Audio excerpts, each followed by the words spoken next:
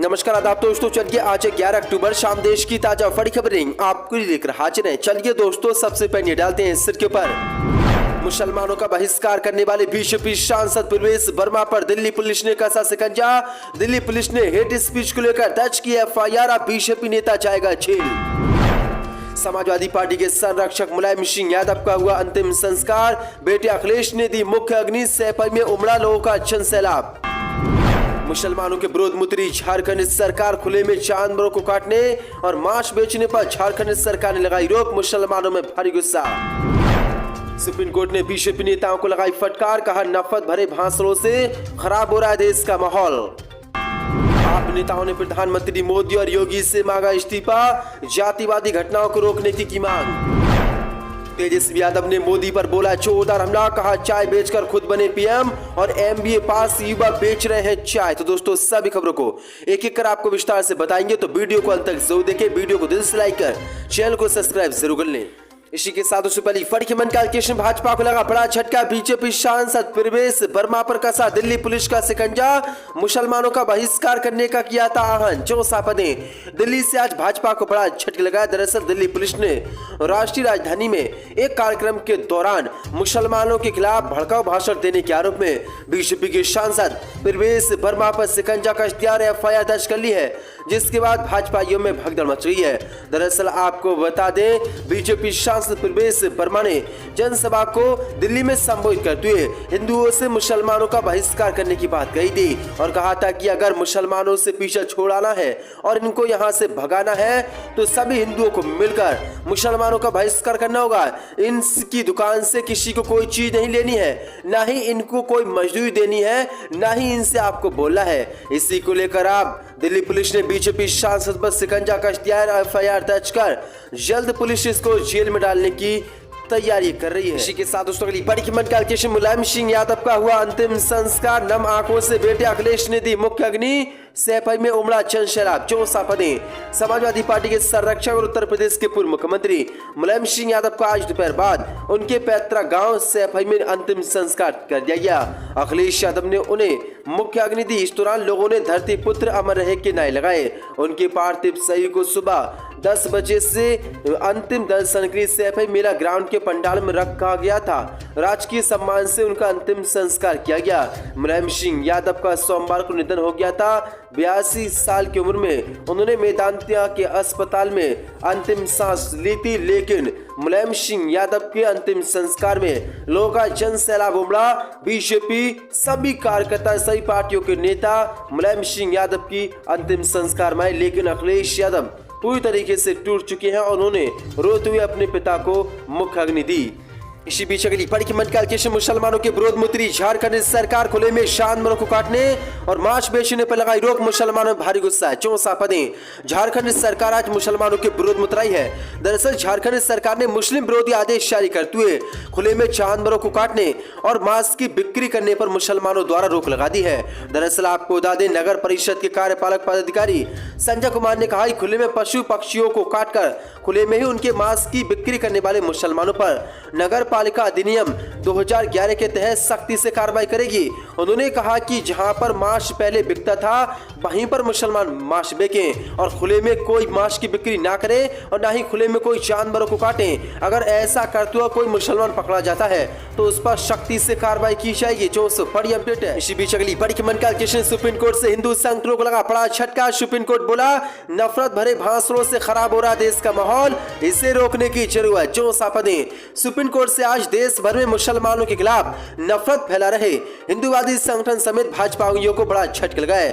दरअसल supreme court ने आज नफरत भरे भाषण का मुद्दा उठाने वाली एक याचिकाकर्ता से कहा कि वह जांच के दौरान उठाए गए कदमों सही विशेष घटनाओं का ब्यौरा दे। शीर्ष अदालत ने कहा कि शायद आपका ये कहना सही है कि नफरत भरे भाषणों की वजह से देश का माहौल खराब हो रहा है और आपके पास ये कहने के लिए सही आधार है कि इस पर अंकुश लगाने की जरूरत है। दरअसल लगातार बीजेपी और विश्व हिंदू परिषद और बजरंग दल के कार्यकर्ता और आरएसएस के कार्यकर्ता मुसलमानों के खिलाफ नफरती भाषण देते रहते हैं। एक दो दिन पहले ही दिल्ली में बीजेपी के सांसद वर्मा ने मुसलमानों का बहिष्कार करने की हिंदुओं से से अपील की थी और नफरत भरे भाषण दिए थे और कुछ हिंदू संगठनों ने मुसलमानों की गर्दन काटने और हाथ काटने का भी ऐलान किया था। अब इसी पर आज सुप्रीम कोर्ट ने बड़ी फटकार लगाते हुए मोदी सरकार से इस पर तुरंत रोक लगाने का आदेश जारी किया है। इसी बीच अगली बड़ी खबर का किशन तेजस्वी यादव का मोदी पर बड़ा हमला, कहा चाय बेचकर खुद बने पीएम और एमबीए पास युवा बेच रहे हैं चाय, चौसा पदें। बिहार के डिप्टी सीएम तेजस्वी यादव ने आज मोदी सरकार पर बड़ा हमला बोला है। उन्होंने कहा कि बीजेपी केवल धर्म की राजनीति करती है। देश में बेरोजगारी की हालत ऐसी हो गई कि मोदी चाय बेचकर प्रधानमंत्री बन गए। जो देश के युवा एमबीए कर बैठे हैं उन्हें चाय बेचना पड़ रहा है। उन्होंने कहा कि बीजेपी केवल हिंदू मुस्लिम की राजनीति करना जानती है। बीजेपी के एक सांसद हैं जो कहते हैं कि मुसलमान दुकानदारों से सामान मत खरीदिएगा। ऐसे लोगों की मानसिकता को बदला नहीं जा सकता। हम जो डीजल पेट्रोल खरीदते हैं वह भी ऐसे देश से आता है जहां ज्यादातर मुस्लिम रहते हैं। ऐसे बीजेपी के लोगों को डीजल पेट्रोल लेना बंद कर देना चाहिए। तेजस्वी यादव ने कहा कि 2024 के लिए हम पूरी तरह से तैयार हैं। हमें जितनी लड़ाई लड़नी पड़े हम लड़ेंगे। उन्होंने युवाओं को आगाह करते हुए कहा कि बीजेपी से सतर्क रहने की जरूरत है।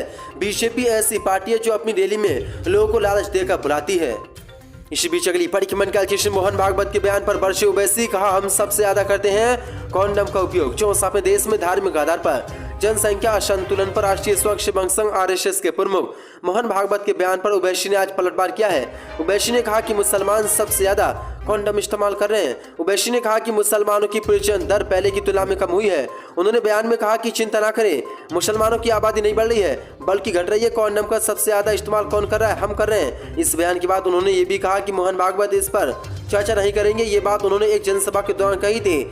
असदुद्दीन ओवैसी ने कहा कि मुसलमान 2 प्रेगनेंसी के बीच गैप रखते हैं और सबसे ज्यादा कॉन्डम भी मुसलमान ही यूज करते हैं, इसलिए मुसलमानों की जनसंख्या नहीं बढ़ रही, इसलिए मोहन भागवत ऐसे बयान ना दें। इसी बीच अगली बड़ी खबर का किशन इन जातिवादी घटिया हरकतों को रोकिए नरेंद्र मोदी जी, इस्तीफा दिया। आप नेता ने पीएम मोदी और योगी से मांगा इस्तीफा, चौसा पदें।